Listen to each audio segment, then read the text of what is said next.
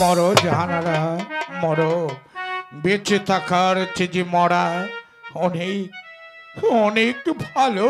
জাহাপনা, আপনি ফিরে এসেছেন। জাহাপনা, এই দুদিন আপনি কোথায় ছিলেন?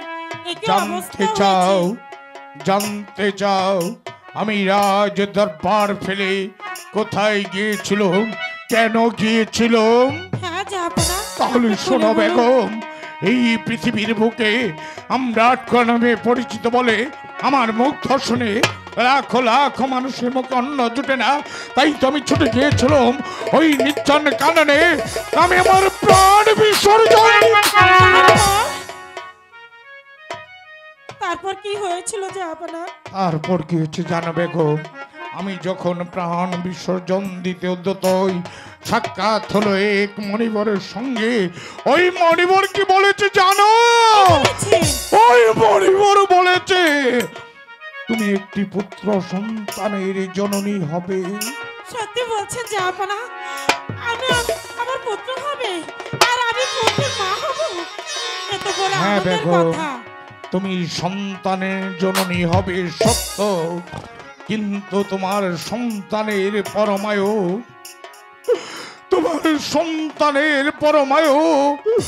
মাত্র ভারতী।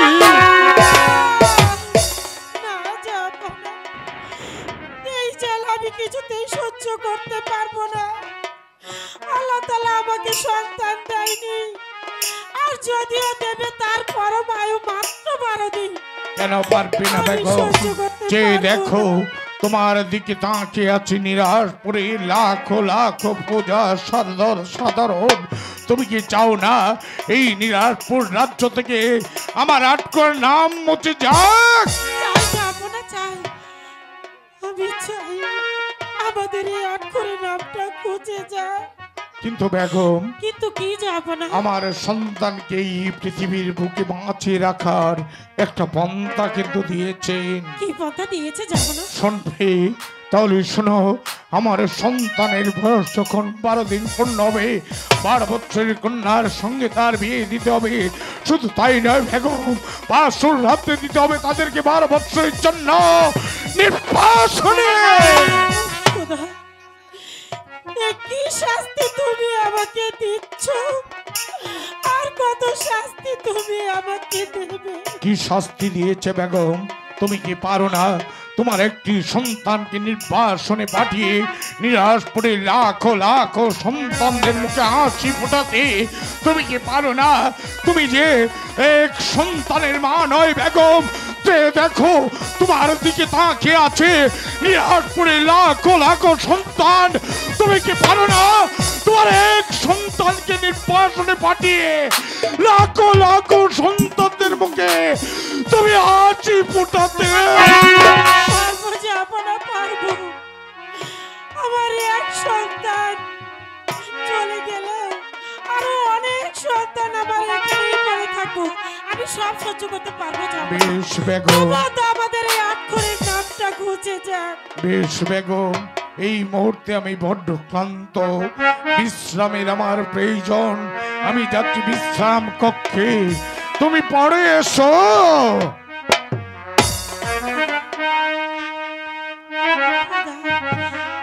তোমার নির্মম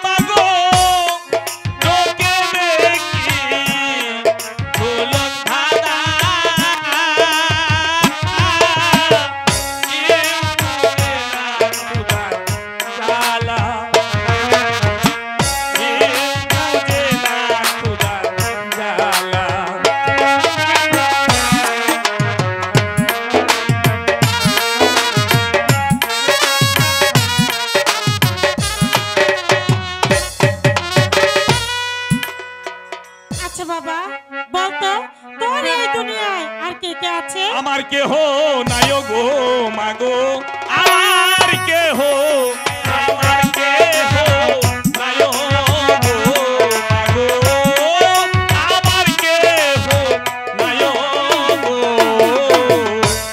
আমি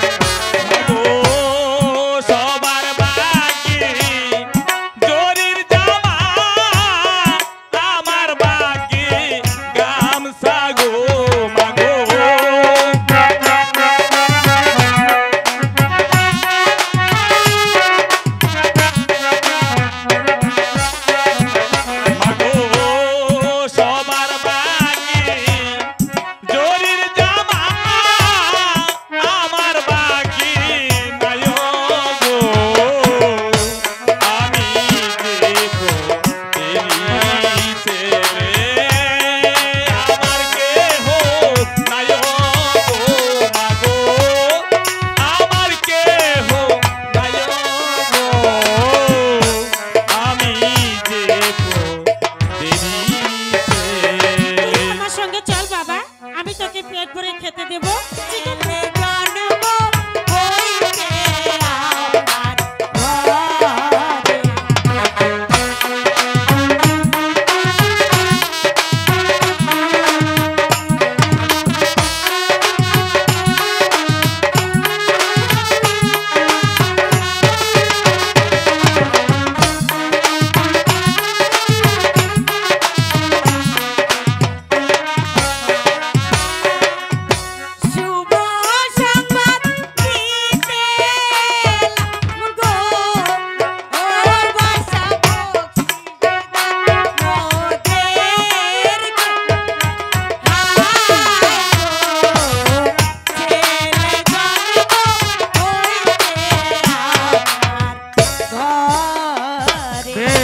তোমরা এখন যাও।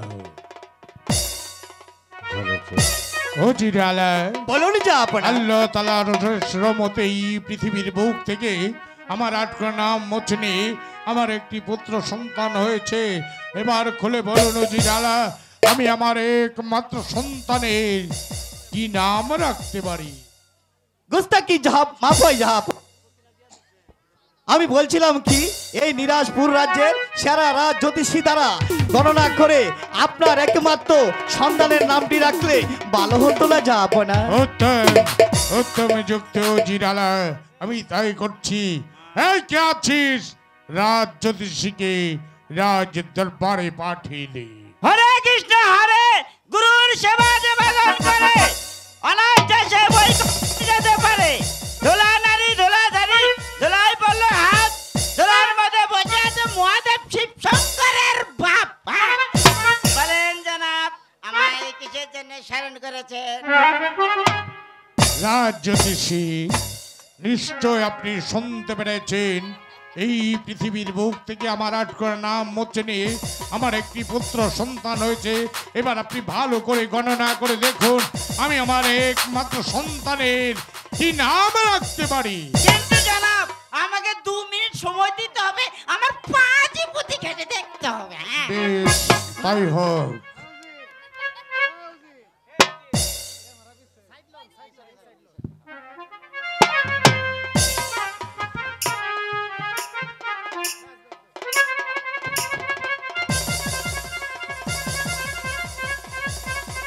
হরে কৃষ্ণ হরে, গুরু সেবা যে ভজন করে অনায়াসে সে বৈকুণ্ঠে যেতে পারে।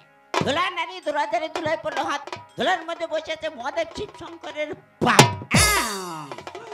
পেয়েছি জনাব, কি হলো রাজ পেয়েছি। জ্যোতিষী? আপনার ছেলের নাম হবে আব্দুল রহিম বাদশা। আব্দুল রহিম বাদশা, উত্তম নাম হয়েছে রাজ জ্যোতিষী। এবার আপনি বিশ্রাম কক্ষে যান।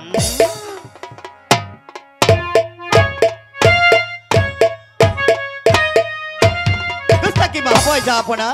অনেক সাধনার পরে, অনেক কান্নাকাটির পরে আল্লাহ তাআলার অশেষ মেহেরবানি ও মণিপুরের আশীর্বাদের আপনার একটি ফুটফুটে বাচ্চা জন্ম হয়েছে। এমনকি এই নিরাজপুর রাজ্যের সারা রাজ জ্যোতিষী দ্বারা গণনা করে তার একটি বালন রাখা হয়েছে। কি হলো জি সাহেব?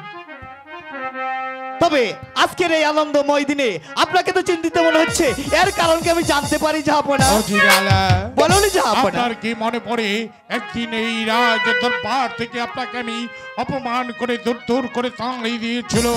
জাহাপনা, আমি তো সেদিনের কথা আমার মন থেকে একেবারে মুছে ফেলে দিয়েছি আপনি জাহাপনা। হয়তো মুছে ফেলেছেন, কিন্তু জিরালা আমি এখনো ভুলিনি আপনাকে রাজ দরবার থেকে তাড়িয়ে দিয়ে আমি রাজ দরবার থেকে ছুটে গিয়েছিলাম ওই নির্জন কাননে আমি আমার প্রাণ বিসর্জন দিতে। কি বলছেন জাহাপনা? তারপর কি হয়েছে জানেন? কি হয়েছে জাহাপনা? আমি যখন প্রাণ বিসর্জন দিতে তো সাক্ষাৎ হলো এক মণিবরের সঙ্গে। ওই মণিবর বলেছে আমার একটি পুত্র সন্তান হবে। তাই তো হয়েছে জাহাপনা। কিন্তু জিরালা, কিন্তু কি জাহাপনা? আমার সন্তানের পরময় মাত্র 12 দিন। মাত্র 12 দিন?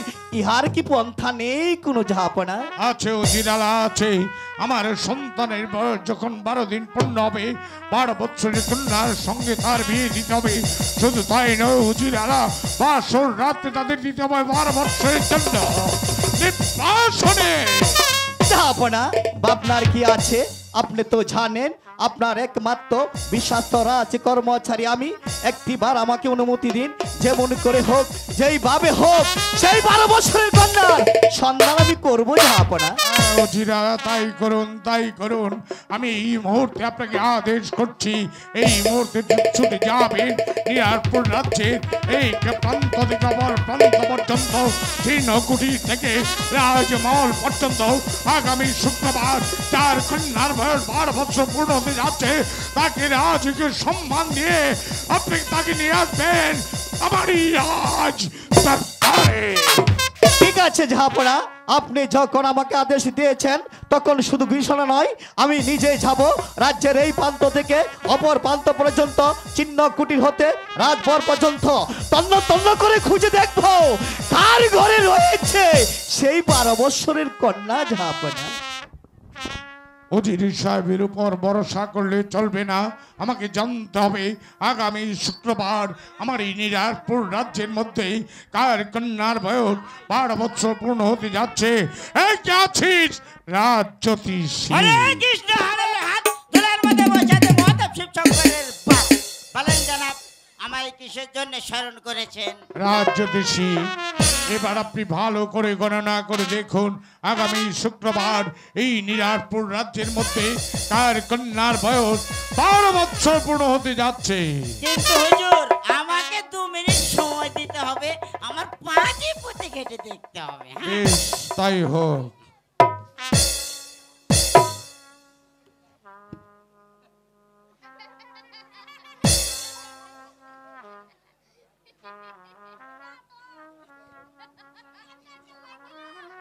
হরে কৃষ্ণ হরে, গুরুর সেবা যে ভজন করে অনায়াসে সে বৈকুণ্ঠে যেতে পারে। ধুলা নারী ধুলাধারী ধুলায় পড়ল হাত, ধুলার মধ্যে বসে আছে মহাদেব শিব শঙ্করের বাপ। হরে কৃষ্ণ হরে, 12 কি ব্যাপার? হ্যাঁ ভুল দেখছি না তো? হ্যাঁ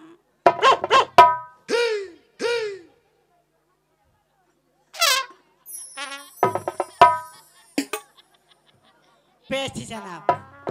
রাজ জ্যোতিষী, তাহলে খুলে বলুন আগামী শুক্রবার আমার এই নিরারপুর রাজ্যের মধ্যে কার কন্যার বয়স 12 বছর পূর্ণ হতে যাচ্ছে। ভয়ে বলবো না নির্ভয়ে বলবো? আমি তোমাকে অবদান করলাম, খুলে বলো। হরে কৃষ্ণ হরে, 12 কি হলো রাজ জ্যোতিষী? হরে কৃষ্ণ হরে, 12 বছরের কন্যা আছে আপনার উজিরের ঘরে।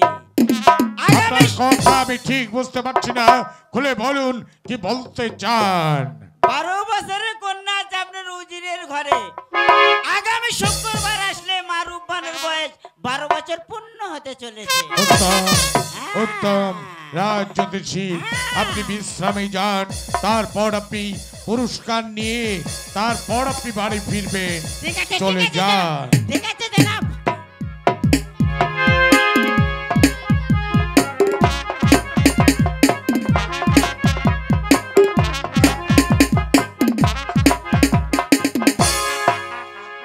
অজির সাহেবকে পাঠিয়েছি 12 বছরের কন্যার সন্ধান করতে, কিন্তু জিরালা এখন পর্যন্ত ফিরে আসছে না। তবে কেউ জিরালা 12 বছরের কন্যার সন্ধান করতে পারেননি। না জাহাপনা, আমি পেলাম না। আমি রাজ্যের এই প্রান্ত থেকে অপর প্রান্ত পর্যন্ত, চিহ্ন কুটির হতে রাজভর পর্যন্ত তন্ন তন্ন করে খুঁজে দেখেছি। জিরালা, বলুন জাহাপনা। আপনি সমস্ত নিরারপুর রাজ্যটা তন্ন তন্ন করে খুঁজেও 12 বছরের কন্যার সন্ধান করতে পারেননি, কিন্তু আমি আজ দরবারে বসে আমি যে 12 বছরের কন্যার সন্ধান করতে পেরেছি। পেয়েছেন জাহাপনা? তাহলে একবার খুলে বলুন কার ঘরে রয়েছে সেই 12 বছরের কন্যা। আমি এই মুতুল কারবেগে ছুটে যাবো সেই কন্যার বাড়িতে, কন্যা এবং কন্যা পিতা সহ আমি শাহী মর্যাদা দিয়ে রাস্তার পারে হাজির করবো জাহাপনা। ও জিরালা, বলুন জাহাপনা। এত বিচলিত হতে হবে না, কন্যাটি আমার প্রাসাদই রয়েছে। প্রাসাদে রয়েছে জাহাপনা? একবার খুলে বলুন কার ঘরে রয়েছে। শুনতে জানো জিরালা, তাহলে শুনুন, আগামী শুক্রবার আমার এই নিরাজপুর রাজ্যের মধ্যে আপনার এই একমাত্র কন্যা মা রূপবানের বয়স 12 বছর পূর্ণ হতে যাচ্ছে।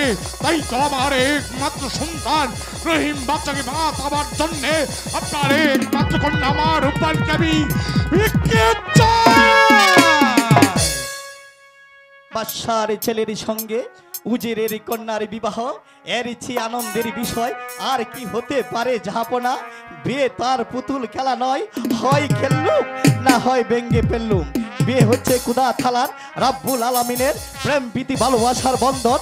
12 দিনের শিশুর সঙ্গে 12 বছরের কন্যার বিবাহ, এ যে অসম্ভব, এই অসম্ভব কাজ আমার দ্বারা কিছুতেই সম্ভব হবে না, কারণ আমি যে তার জন্মদাতা পিতা জাহাপনা।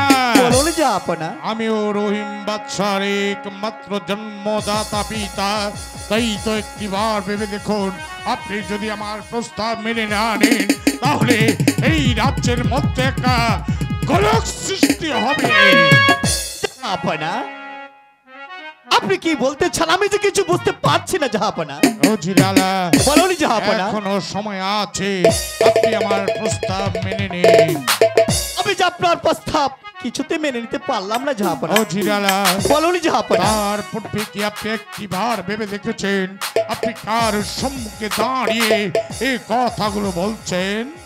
জাহাপনা, আমি দাসপুরের একমাত্র মাতার সামনে দাঁড়িয়ে আমি কথা বলছি জাহাপনা। ও জিরালা, বলুন আপনি জাহাপনা। যদি আমার আদেশ অমান্য করুন তার পরিবর্তে আপনার কি শাস্তি হতে পারে একটিবার কি আপনি ভেবে দেখেছেন?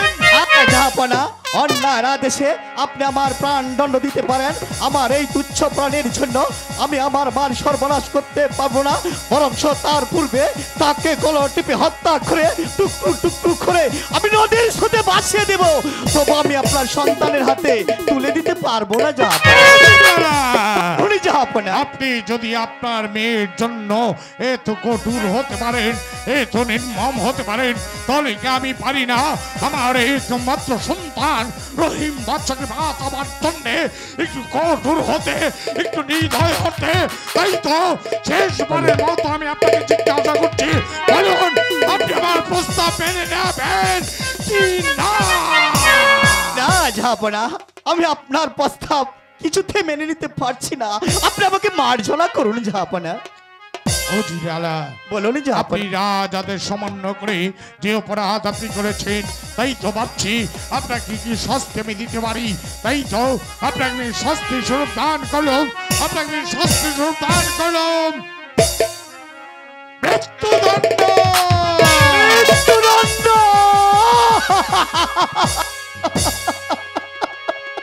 এই কে আছিস জল্লাদ? আকাশ স্তব্ধ, বাতাসে স্তব্ধ, চারদিকে নীরব নিস্তব্ধ। ঘুমিয়েছিলাম রাজমহলে, হঠাৎ করে আজ কেন ঘাতক বলে আমাকে রাজ দরবারে ডাকা হয়েছে। জানি না কোন মায়ের স্মৃতির সিঁদুর মুছে নিতে হবে, কোন বাপের কোলু থেকে তার সন্তানকে হত্যা করতে হবে। আদেশি আদেশি আদেশি আদেশি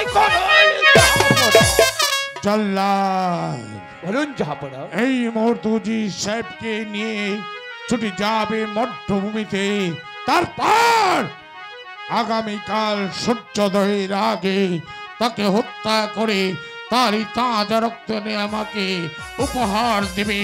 নিয়ে যা। তাই করছি জাহাপনা, আপনার হুকুমে আমি আমার উজিরে আলাকে বন্দি করে নিয়ে যাচ্ছি। আগামীকাল প্রত্যুষে তাকে হত্যা করে তার শিরশে দিয়ে আমি আপনাকে উপহার দেব জাহাপনা।